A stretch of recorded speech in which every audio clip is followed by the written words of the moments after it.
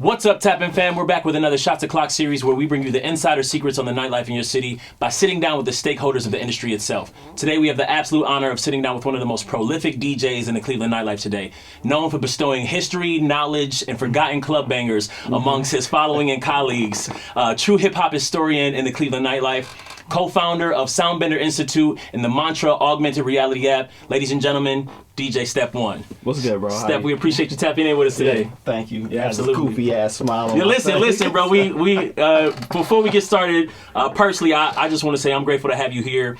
All that you have done for the city in these last few years, as far as giving us back a piece of our history. You know, I was a young cat growing up, so I didn't know about the Mirage on the water or the jeans and Moet outside of my parents and my uncle's stories. So having your perspective give back, I want to let you know personally, on behalf of myself and your other followers, your efforts do not go unacknowledged. Oh, thank you. I appreciate that. For sure.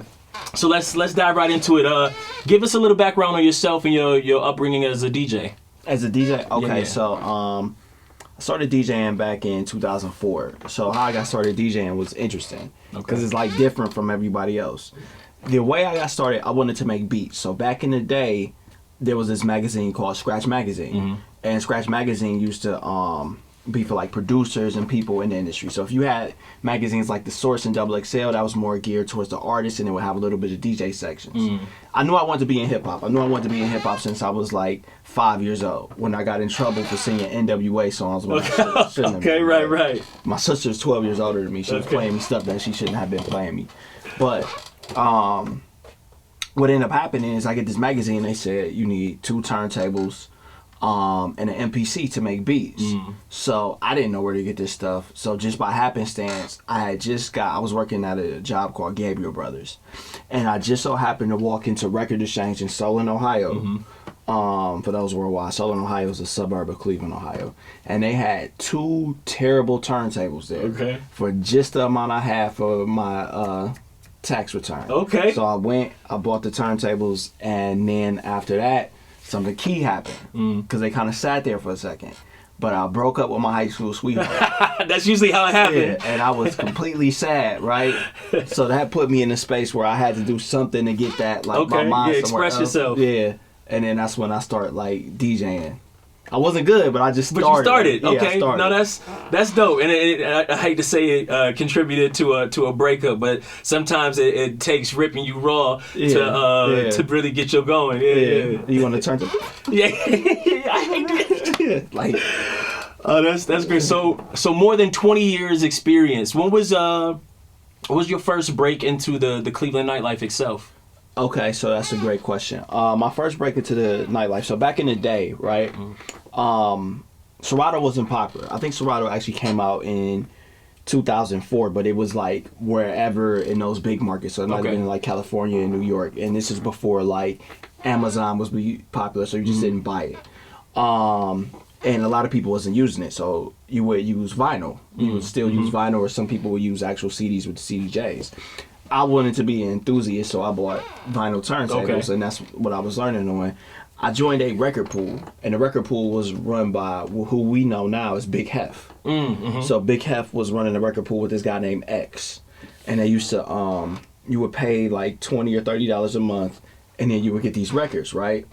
And the records you would get, since I was a lower level DJ, to be honest, was terrible. Really? Because the bigger DJs would pick through the records, and then you might occasionally get one. So, I would go through my records. I had all these records like collecting up, and my break came, shout out to Big Hef, when after like 4 or 5 months in the record pool, he was like, all right, you got enough, you ready for your first gig? I'm like, yeah, I am ready for my first gig. And he was like, all right, well, you here, because I was going to the University of Akron. So he booked me at a place called, I forgot what it was called, but it was a place in the University of Akron. It was like a strip club, but they stopped doing strippers, and then they started doing like regular show. It's called the Voodoo. Voodoo, yeah. Okay, yeah. I just remember the Voodoo. So it ended up closing back in like 06 or something like that. I don't know. It didn't last long after they took the strippers out.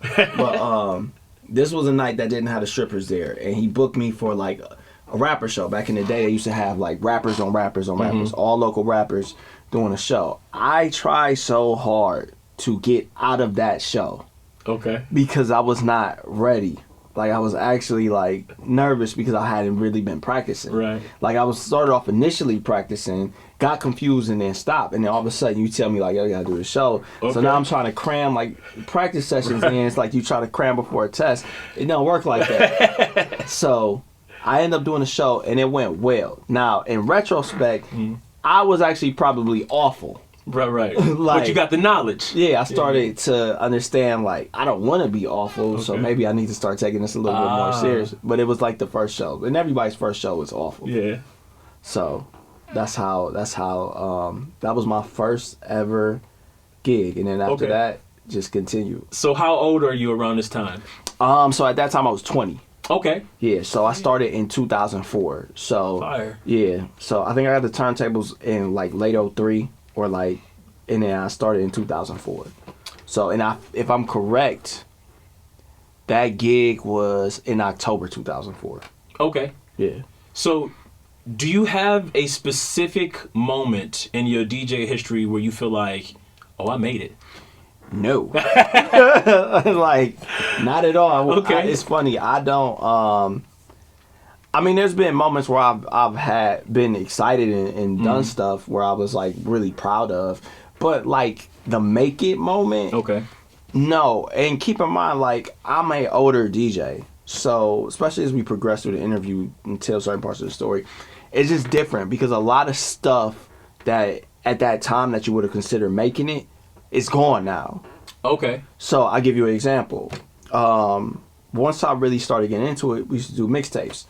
One thing that I guess you could consider like but I knew I didn't make it, but I was very proud of was MTV used to have a thing called MTV Mixtape Monday.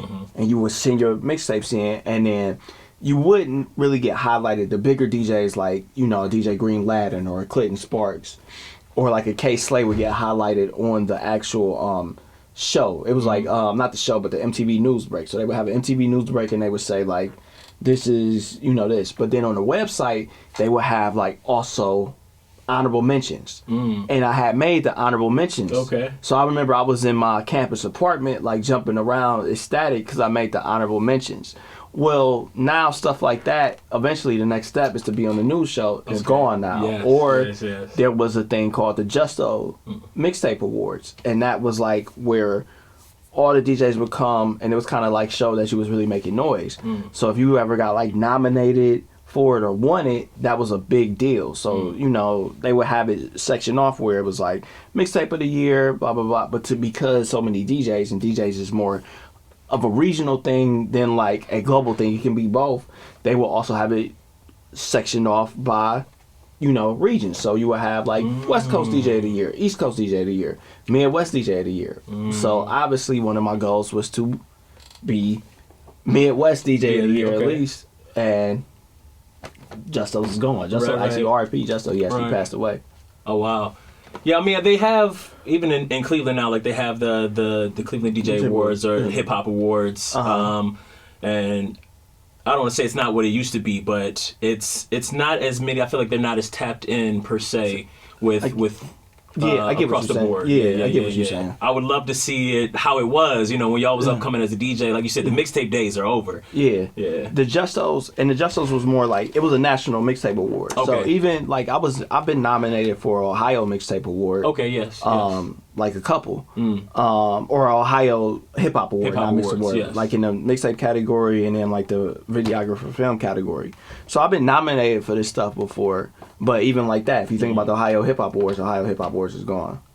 Yeah. And we do got a couple like the Legend Awards. Shout out to the Legend Awards and the Ohio Entertainment Awards. Shout out to Drew for them. Because you know what I mean? I get what you're saying. Right. Like they growing it up. It took a while. Sure. Yeah, I was at the first Ohio Hip Hop Awards. It wasn't. You an OG for real? Yeah, like it wasn't like how it is I now. ended. How I started was different. Okay.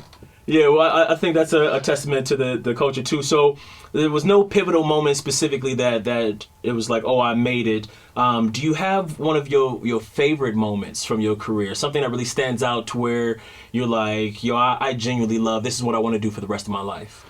Okay, that's a great question. I think if I had one one moment that stands out, and it might not have coincide with I want to do this for the rest of my life, but it was something that stand out. It was actually, this could sound interesting, is when I knew I was going to get fired from a club. Okay. Like you got to tell us now. Yeah, I was DJing a club, and I knew I was going to get fired.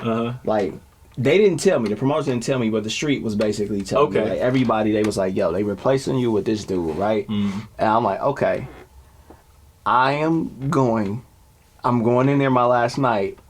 And it was one of them things where I like looked up and like, you know, the night started because it was like it was a college night. So college nights, people get there early. And I knew I was being fired unjustly because during the summer in Akron, because that's where I was at, and that's where I was doing this one weekly at, there's no college students around. So when the people come back, obviously it's time to rock. So it started to rock, and then the promoters didn't realize how much I was engraved in the crowd. And on top of that, they wanted to save a little bit. You kind of get what I'm saying? So I'm like, all right, boom. I think I looked up and I was like, man, please just let me rock out tonight. Okay. And I think that was probably my best set I've ever had in my life. Love to hear it. Like, people was going crazy because you had that extra motivation. And the interesting part, the DJ they brought in is like a really good DJ. It's just that I was so engraved in that crowd that it ended up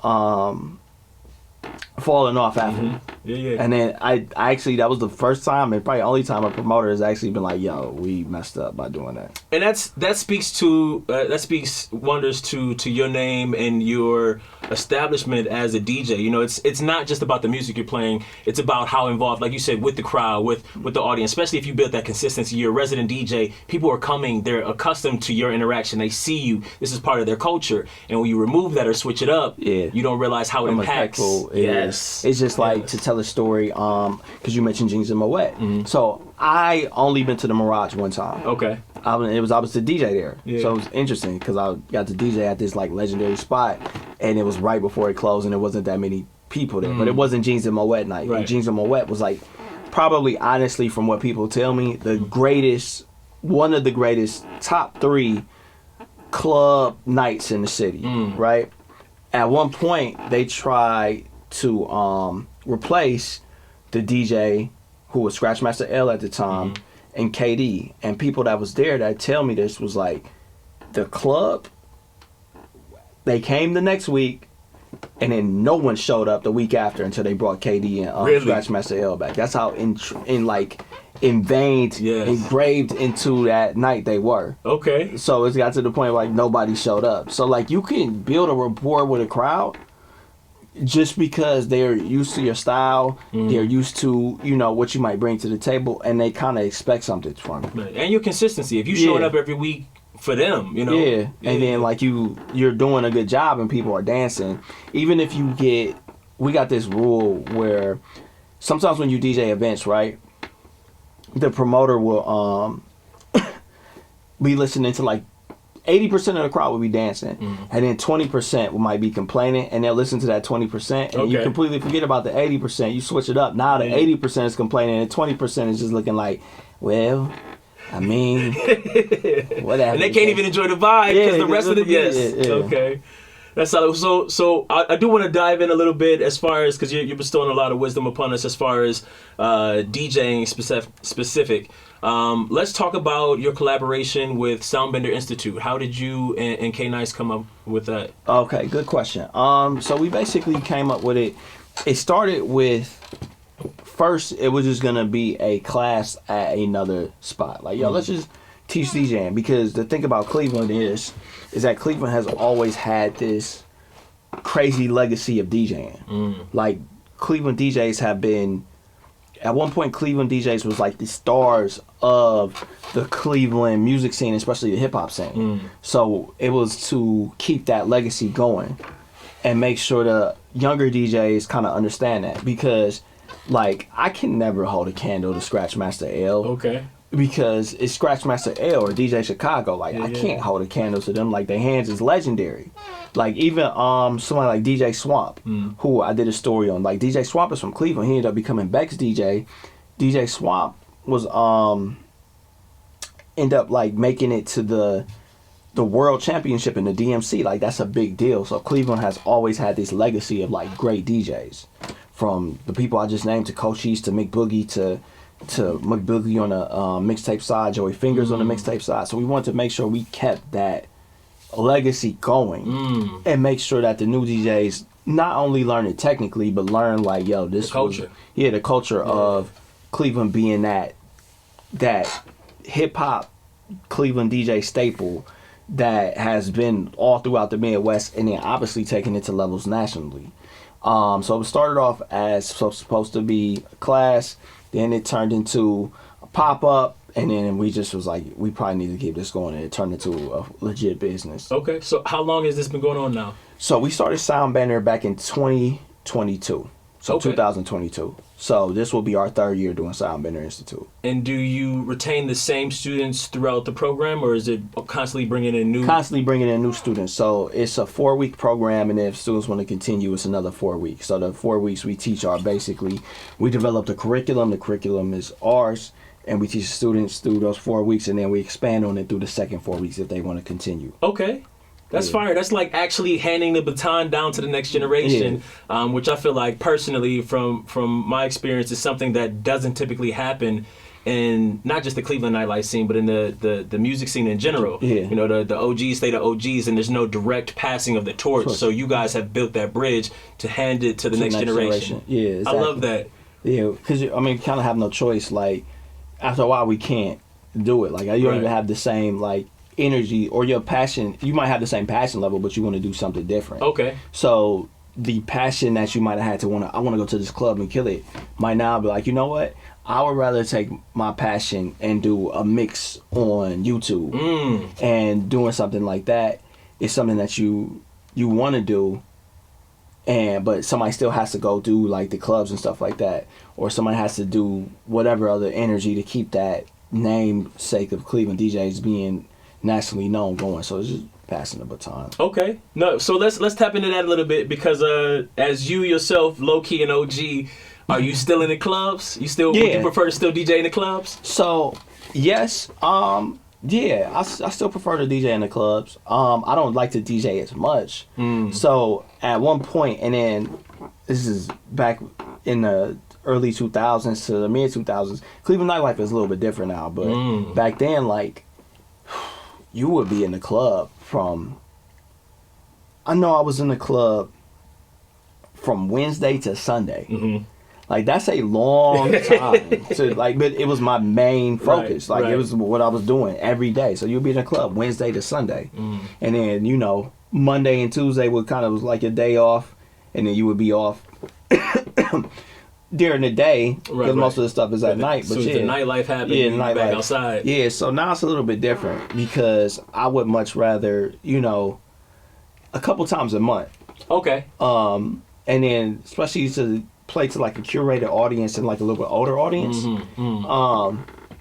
Because DJing with a younger audience I'm 40, and I think sometimes, especially back in the day, I know that there would be people kind of like gatekeeping stuff. So it'd be like, okay, this dude is stopping this younger dude. Like in our case, it might be me, it might be K, it might be EV, it might be whoever, from doing this club because they've been instilled in it so long. It's time for you to recycle the energy. Okay. You know what I mean? And like you go on to DJ these older spots and let us get in here with our demographic. So you in the 35 and up clubs now? Yeah. So like and the thing is like, but that's where I think that's where you're supposed to be at. You get what I'm saying? Like at the end of the day, even when I remember I DJ like 121 and up club, and I did okay, but it's like somebody else knows that music better. Yeah, knows that music better. Okay. Because like at the end of the day, like I'm not listening to NBA YoungBoy. Right? No, facts. Yeah. Facts. Yeah. And I don't want to. You still playing the '90s hits? Yeah. Like even the early like the two. Now, what's interesting is this is like DJ theory, is because like depending on the crowd. So like the crowd I was at, they wanted to hear like NBA YoungBoy. I don't listen to that. But then there's other crowds that I'll DJ sometimes. Like I might DJ a spot like Rebar. And Rebar might have a crowd of like 25 to 35. Okay. And they want to hear like everything. They want to hear everything, but they don't want it to go too deep into like what's called like the street hip hop. So they don't want to hear like the little Durks, but they do want to hear some 2000 stuff. And when they want to hear the newer stuff, they want to hear the newer stuff that's like more cool, like some Twyla or some Kendrick or something like the GNX album, or whatever the case may be. You get what I'm saying? But so that's different than a lot of times because DJing here is very segmented. You get what I'm saying? Okay, let's elaborate on that a little. No, for sure. Okay. I hear you. Yeah. So the thing is, like, when I came up, my initial crowd supposedly was I was a street DJ. So a street DJ is somebody like a DJ Chicago, a Scratchmaster L, where you DJ a club, and it's supposed to be like, you know, you playing stuff like if Mick Boogie, I'm using old names, so I don't offend nobody. If Mick Boogie was DJing at a spot like Spy Bar, right? That was your grown and sexy urban chic crowd, right? And he might be playing everything from a Nas or a Jay-Z or something like that, or the Roots. You get what I'm saying? And then Scratchmaster L in Chicago might be playing like Master P, and Cash Money, the underground, yeah. So they were considered street DJ. So when I first started, I was considered a street DJ, but I've been like a really deep hip hop dude. So being able to play something like, you know, being able to play like whatever at the time, maybe like the underground Jeezy, or especially at that time, like a lot of Gucci. But then I felt like I could also go do an old school set and play some of the stuff from like De La Soul and Tribe Called Quest and everything else. But a lot of times people will put you in a box, or like they'll segment you. So it's like, okay, since you're a street DJ, you have to stay on the street DJ side. And if you are an urban chic DJ, you need to stay on this urban chic side or this grown and sexy side, and you can't really mess the two. But that's how it was back in the day. It's a little bit different now. Now, do you think the culture puts people into those segmented categories, or the clubs themselves? Good question. I think it's the clubs and the promoters. Okay. Yeah, so now, this is back in the day. It's different now. Because now what happens is, Cleveland nightlife is just different. So back in the day, was a lot more people going out. So you could go out on a, let's just say it was a Friday, right? And let's take it back to 2008. So it's Friday's 2008. Back in the day, you'd be like, okay, we're going to, what would you consider yourself? Generation wise? No, like, would you consider yourself urban chic? Would you consider yourself all of these above? Like, if you wanted to go out, what music would you listen to right now? R&B, somewhere we'll say early 2000s hip hop and R&B, honestly. Okay, so cool. So you might go to a place like Sunset Lounge if it was 2008, where you might, you know, the dudes that used to put on like the suit jackets with the like the business casual. Yeah, that was me. Okay, yeah. So you can go there. Then let's just say you was a quote unquote street dude. Street Joe, okay. Yeah, if it's 2008 on a Friday, you might go, not so much Chaos, because Chaos was closed by then, but you might go somewhere else. You might go to like a Shadows or something like that. Or you might go to, trying to think of something else popping on a Friday, like a 727 or something. Okay, like but somewhere where they're going to cater to more of the Gucci, the Jeezy. The Gucci, the Jeezy and stuff like that. Mixtape runs. Yeah. And then this was all downtown. So even like Cleveland clubs have always been segmented by with the street, and so much like the different crowds, like the urban chic, especially black. Yes. You get what I'm saying? Because even on the to be frank, even on the white side, it's a little bit different. Because on the white side, you usually had a blend of like what we now call open format was top 40. Okay, yeah. So, you know, you at that point you might go somewhere like Velvet Dog or Liquid, and they was kind of playing. They was playing different stuff. It was just depending on whatever DJ was there. Because Flacco was at Velvet Dog for a long time, and he was killing it.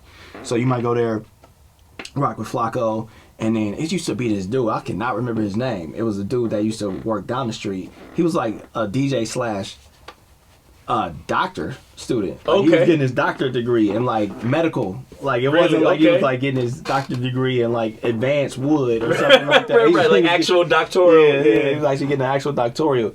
So he was right down the street. So you know, if you wanted to kick it like that, those was your options. But specifically on the black side, it was always been that segmented part. Whereas now, it's a little bit different. Right. Because the city's a bit more diverse. Yeah, the city's a little bit more diverse, but it's not as many people that come out anymore. Which is it can be a problem, but it can be a problem because now all of a sudden, I feel like you get more like kind of curated events and more events like that are really thoughtful for what people are trying to do. I just sometimes wish that the people come out. I don't know if I answered your original question because I went on a tangent. No, I love that though. I appreciate it. This is exactly what these are for. Yeah. So actually, while we're here then, because you keep saying that the city's, I won't say not what it was, but it was different then. So what is one thing you feel is missing from the Cleveland nightlife right now?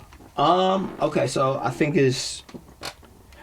the one thing that is missing that I personally miss as an old man is I miss those nice like weekly kickets where it was like I could tell you if you were coming in from out of town, right?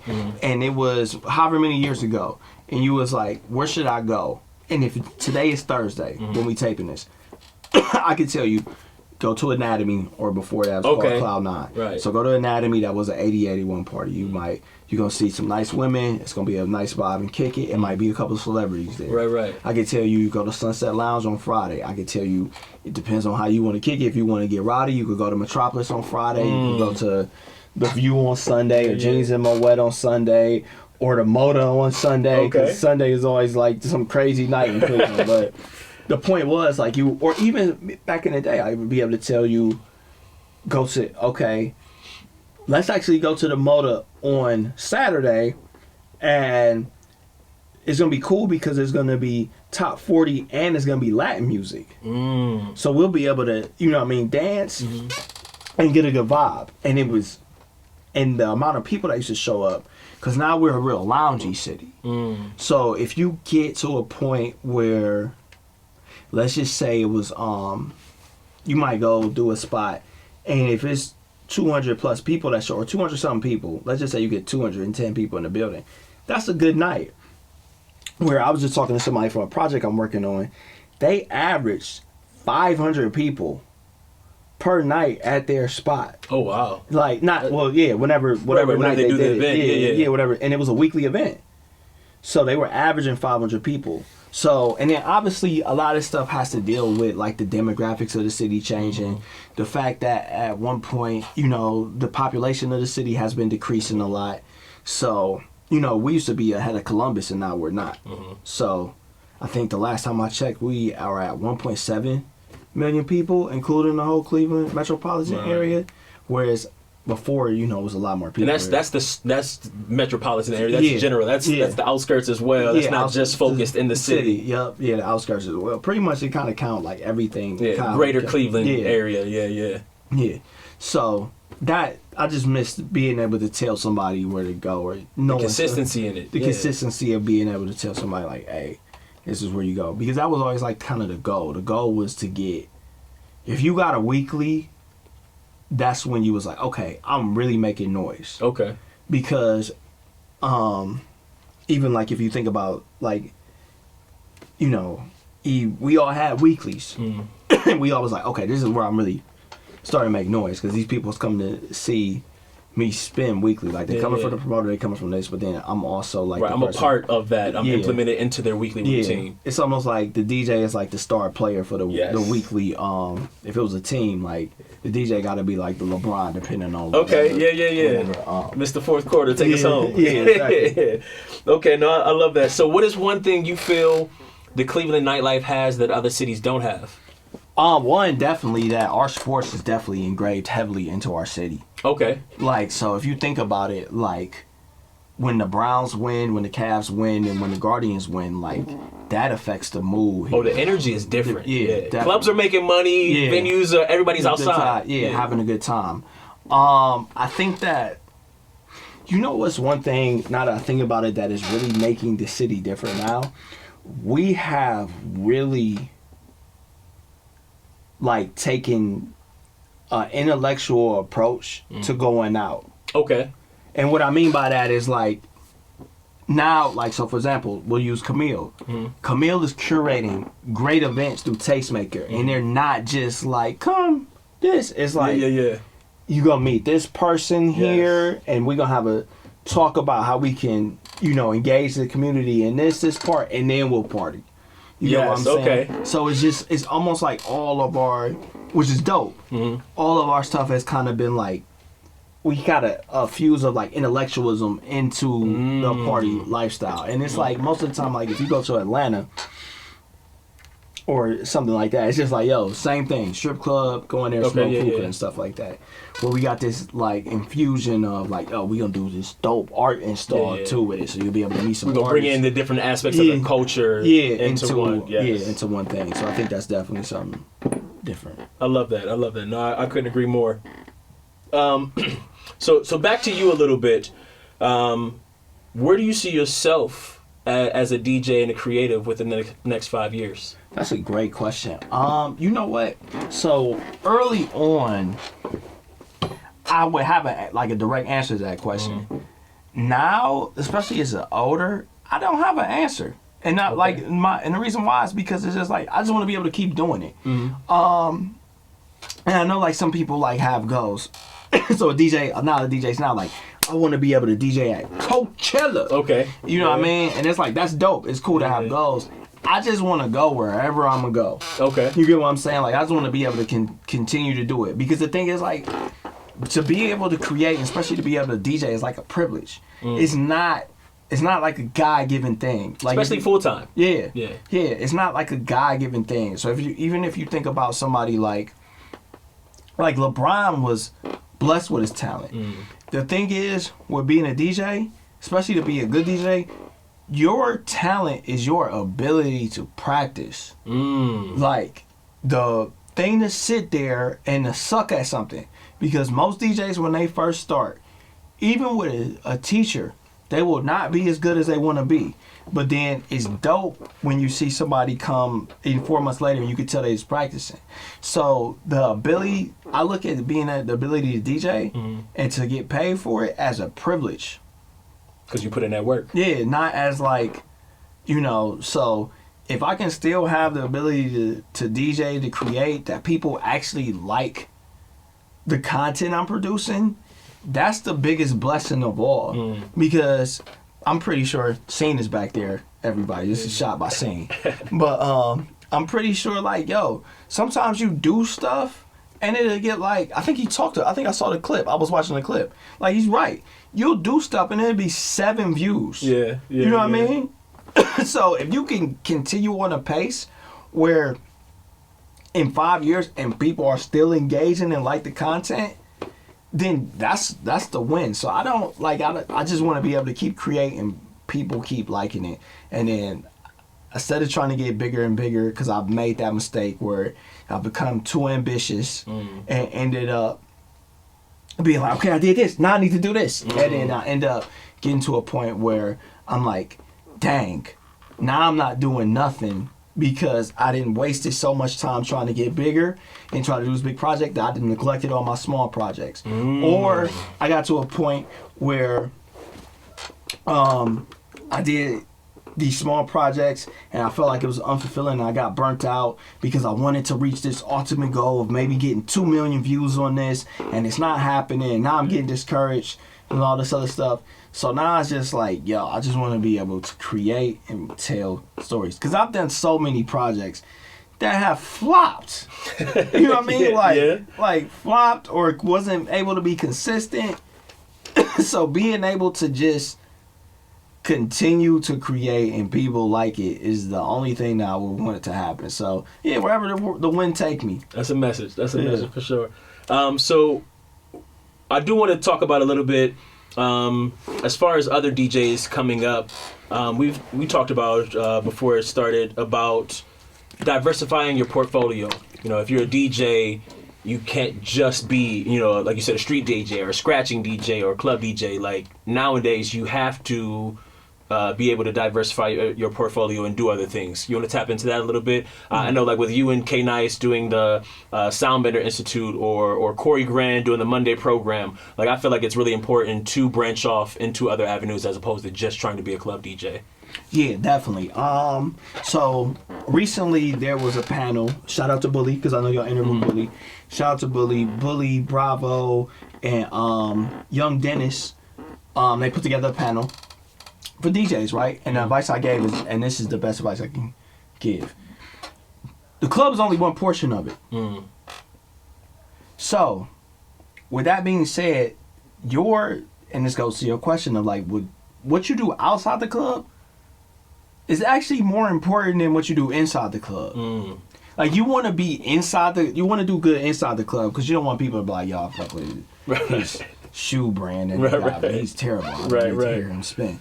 But if you look at any DJ that has made a major impact from this city, it is because of what they did outside the club. Right. The club helped them get like fans, you know what I mean, people that was interested in them.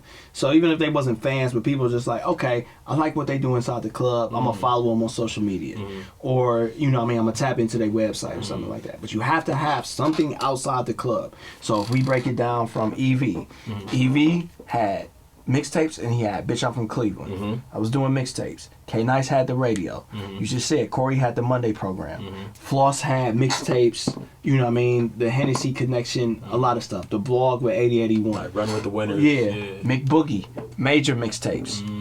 Joey Fingers, major mixtapes. These are all people that have made a national impact because they had something outside of just a club. If you go into the club and spin and that's it, you will never reach outside of that area. Okay. You got to think about it in terms like this. I've just been thinking about like how rappers used to move back in the day, right? So if you think about every single rapper that, with the exception of a few, that we really think is like, yo, this dude is the greatest, or this dude, whatever the case may be, or whatever mogul we look at. Like if you think about Jay-Z, right? Jay-Z drop an album, Jay-Z go perform, but Jay-Z has had brands like Rockefeller. At one point they had Armandale Vodka. That didn't work. You get what I'm saying? Like there's all these brands that have been attached to him because you use your celebrity as whatever your entertainment is to then brand something to sell to people. So if you are perfect example, KY. KY is a DJ, and KY is a DJ, great DJ. People start rocking with him. All of a sudden, here go Filter. Yes. And now all of a sudden people is like, I want to go eat there because the DJ I love is here. So now his brand is expanded way more and he becomes cemented. Yes. So everything, you have to have something outside of the club. And it can still be DJ related, like the people I mentioned earlier. McBoogie, the mixtapes. Like McBoogie might be considered the greatest hip hop DJ from here. And it's like, okay, you got the clubs, but then look what he did with the mixtapes. You get what I'm saying? Like those mixtapes actually help elevate him here. K Nice with the radio. Like, you know what I mean? Because in the club, only like 200, 300, 500 people might hear him. But then you broadcast into 70,000 people. 80,000, whatever, I don't know. But numbers outside the city. Numbers outside the city. So now, and the thing is, like, those people take you home. So even when you do, like I've been doing these YouTube mixes, right? The way I look at it is, because I went to Akron, so I'm a media production. I got my bachelor's in media production. Okay, fire. So interesting enough, if you think about like a movie, right? You take them. They always say this thing, like you take a movie home, people see the character. When you think about a television show, people invite you into their home. So when you popped in back in the day, when you popped in the CD and mixtape, people are inviting you into their car. So it's kind of feel like they know you. Even if now you pop into YouTube, even if they got it playing while it's cooking, they're inviting you into your home. You get what I'm saying? Or back to the restaurant with the Filter. I'm going out to my boy's restaurant, even though y'all might not know each other, right. but you feel like that because they did something branded outside of just spinning in the club. And you've been along with their journey. Yeah, that people can feel.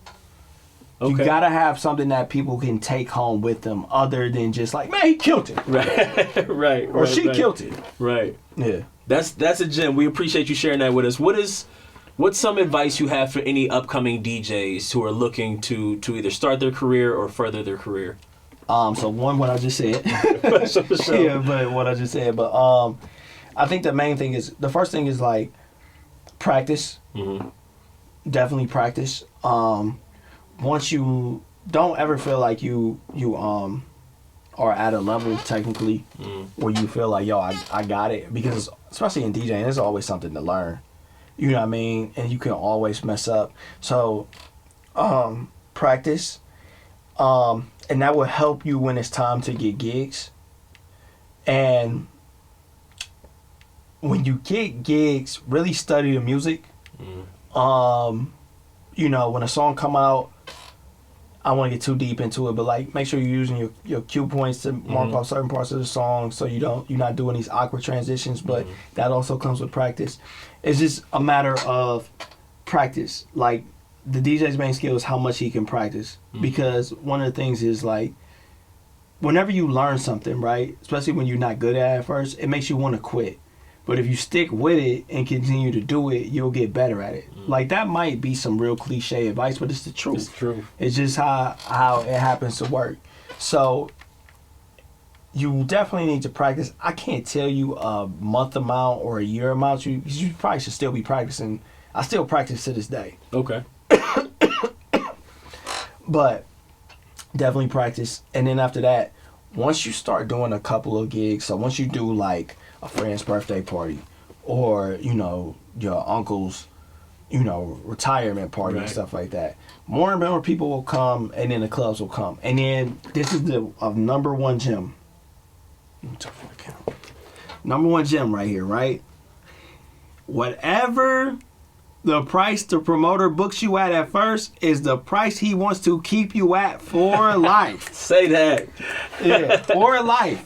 If you be like, yo, I'm about to look out for this dude because I want to get in this spot and I'm going to do it for $25, and you kill it, he is going to try to keep you at $25 for life. Know your worth. Yeah, know like, your yo, worth. you be like, yo, this first one, all right, I'm going to look out. First one, I'm going to do it for $25. You come back to them like, yo, I did a good job. People actually ripped off their clothes and they said they had fun. They never had fun like this before. You're like, so what's up with the next one? Yeah, we got you. Still at 25. Cause you like, yo, I want X amount. Man, I could book whatchamacallit for that amount. Like, that's just how it works. That's cool. No, that's definitely a gem that people need to take in mind. Scene said something similar. You know, the days of doing these $50 gigs, especially if you don't put in, you know, in your case, is a decade worth of work. You know, decade plus. Know your worth, but that also comes from, you know, practicing it and really, you know, earning that lineage. Yeah, definitely, like learning your craft. Yeah. That's the main thing. But he gonna try to keep you there, or she, because women could be promoters too. So whoever's gonna try to keep you there. For sure. Well, on that note, Step, we appreciate you locking in with us once again, ladies and gentlemen. Please follow DJ Step1 on all social media, and tap into his YouTube channel because he definitely hits us with those forgotten club bangers. Any advice or anything you want people to know about you before we get you out of here? No, just he covered it. Follow the YouTube page. YouTube page is growing. Follow my Instagram page. Instagram page is growing. And just if you got any questions, just hit me up. Shoot me a DM. Yeah. All right, ladies and gentlemen. Once again, we're here with TappN. Thank you, Step. We look forward to chatting with you again soon. Yep. Appreciate you, family. All right.